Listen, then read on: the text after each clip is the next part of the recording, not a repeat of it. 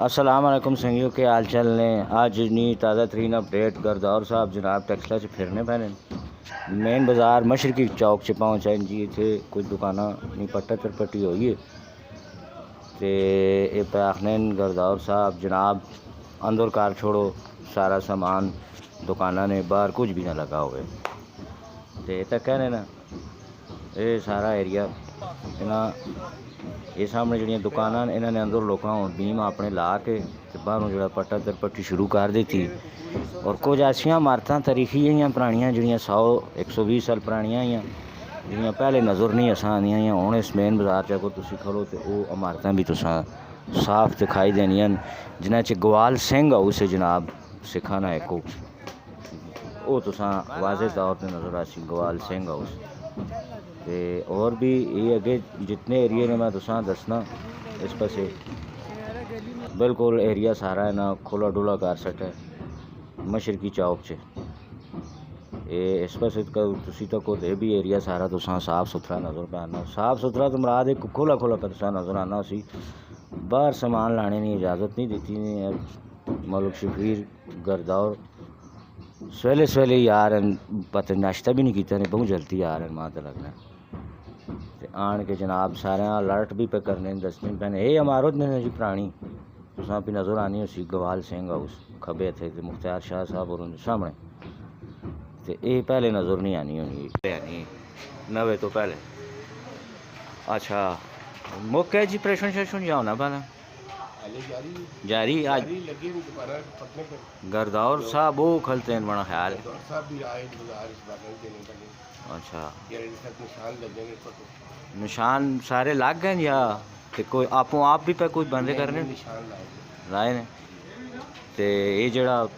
पिछला सारा एरिया है ये हुण हो गया क्लियर? ये क्लियर नहीं होया चढ़ने पासे वाला चढ़ने पासे वाला ओ दोरा कहाँ वाला ठीक हो गया। चलो होगा मैं इनके थोड़ा जा तकने हैं कि सूरत आ रहे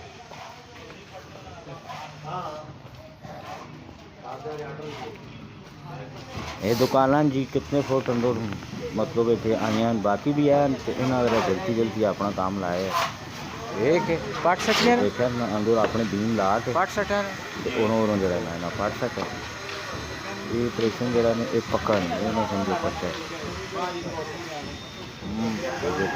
आगे भी मैं कुछ तुसा ऐसे दुकान दसना कुछ लोग आप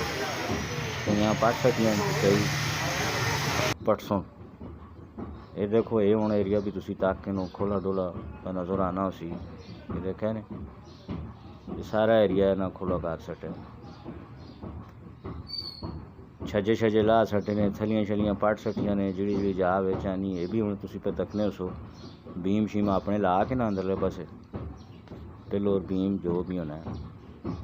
ते अगों पट सटियां दौर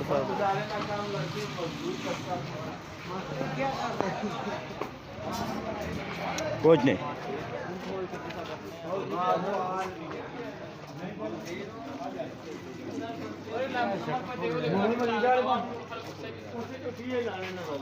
उसे कोई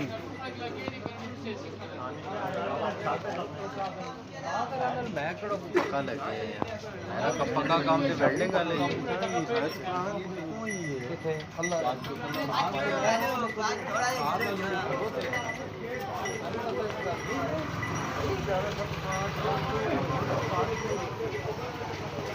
चाल शबीर है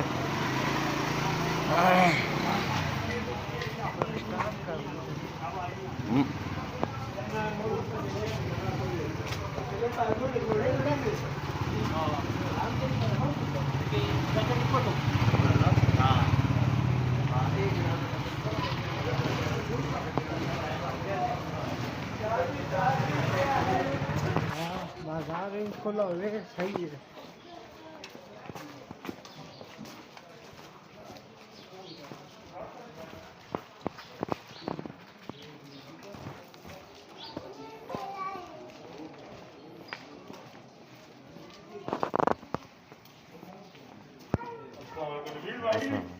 ठीक हो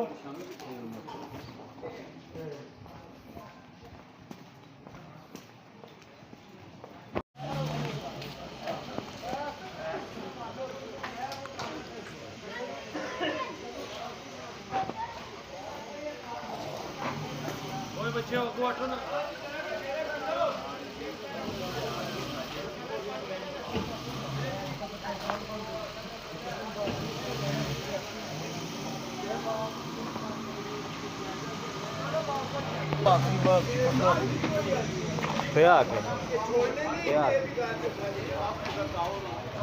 ਉਹ ਕਹੇ ਕੁੜੀ 16 ਸਾਲਾਂ ਦੀ ਲੱਛੀ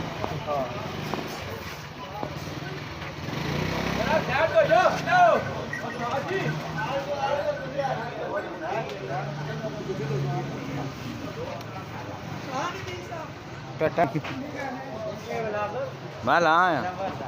दुकान शुकान चलना चला आओ मास्टर मौजूद है जी ये गली में